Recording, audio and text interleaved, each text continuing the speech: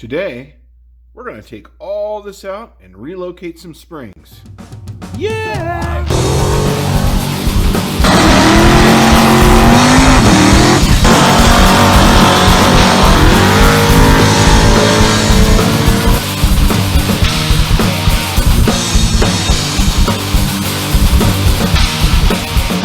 So, here's what I got. US car tool. This is right hand side, left hand side. These things are never, ever, ever straight. This is the template, so just know that. So I've tried to bend it straight. The closest I've got it to where it's straight is that I got to put two washers here on that side, so that way I can get it, so that way that's the cut line for on your frame. So I made myself notes. Yeah, don't ever use these. I use that on that car up there, and man, always check it with a square, lay it on here, check it with the, but yeah, that's better than it was, but still that's the distance of one of these washers. So if I put the washer down here, boom, remember, one-handed bandit, it's pretty damn close. So there you go. So that's about as close as I can get it. And these are my little notes. I got to bend more here, so I bent more and got it. So yep, we're going to take all this out and we're going to cut and start moving on. We're going to hopefully get this in. It took me forever, but I finally got it out. You may notice that there's no box on this one. Well, I guess there was rust under here at one time. And then what they did is when he welded this, he welded all these bolts shut, so I had to cut it, pull it out, but now I got to get these off somehow, and I'm probably just going to drill them out from this side here and then punch them through if I can, and because I need these to align before I cut the frame here to put those box things in.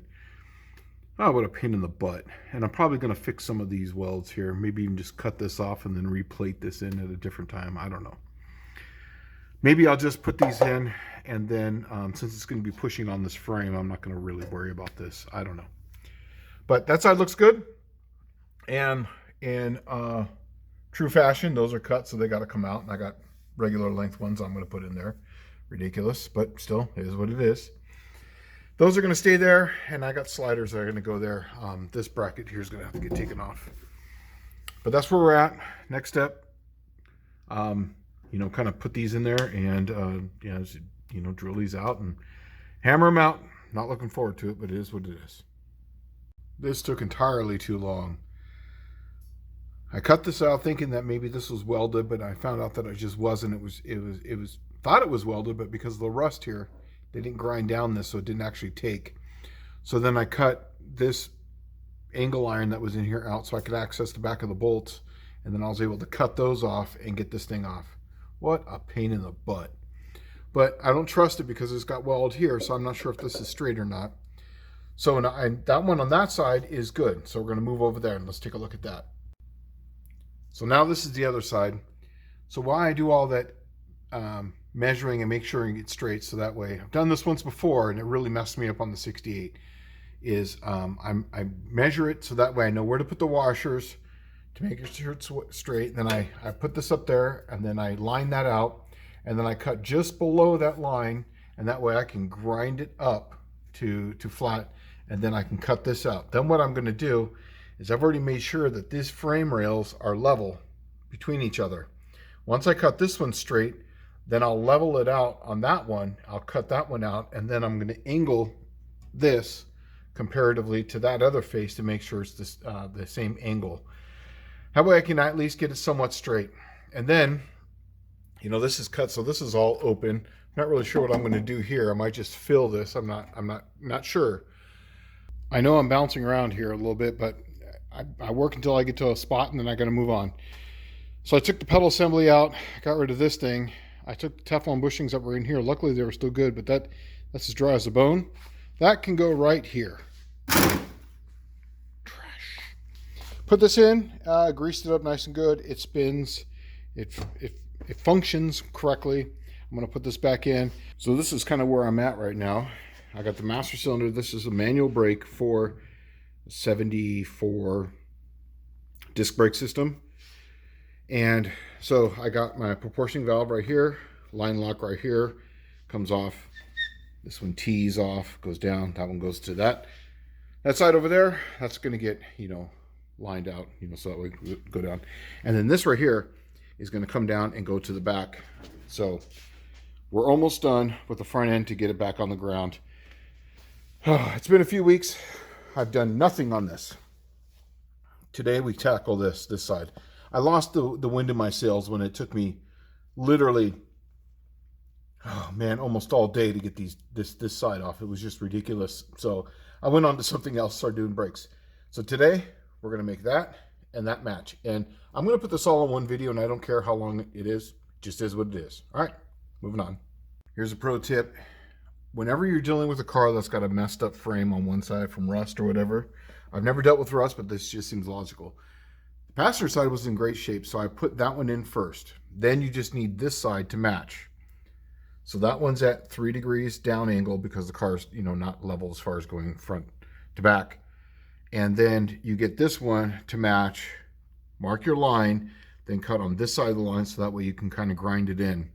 Because this thing, I'm gonna show you since I've already done it, but look, this thing is not even close to being tight. So if I were to put it all the way up there, see if I put it all the way up there, and because right now it's kind of loose, and I have to keep tightening them up, loosening them up to get the level just right. So yeah, so I was holding it down there at 3 degrees. Do that, and then when you put it in here, we're going to weld this in, and then because this thing's just all, this whole side's just been booger weld, we're not even going to use this. It's just going to line it up while we weld this in. All right, nice little pro tip. Well, maybe not really a pro tip, but make it work tip. So there you go. I want you to see some of this. So this is the driver's side. Look at those booger welds I had to cut through to get this thing off, and this is how rusty it was. I don't normally see this kind of rust. For some of you guys out seen this, I've never seen this before. California, if a car looked like this, I would drive right past it. I'd be like, screw that, go find something different. This was the passenger side, a little bit better. There's a little bit more. You can hear the difference. This one's like super thin because it's just been eaten away. This one's much thicker. On this side, I had to box in. This is on the driver's side. You can see where all the booger welds are up the front. I had to box this in, and I boxed it in underneath and on the other side and plug welded it. But this is about the best I can do on the driver's side. I'm probably going to have to put something in here to support it more, but the force is in line with that subframe, and I'm going to put a subframe connector on there, but I'm going to try to box this in somehow at a later date. So that's in, and I'm going to show you the other side now. So that's that side, and that's that side. You can see that it's pretty darn level. 89.8 right there. And then here we got, oh, come on, get on there. 3.3. And then over here we got 3.3. So that's about as good as I'm going to get this sucker. So you know how to box in on this side here too, because it was rust all the way down, and I had to bring as much like way up here and way in the front there.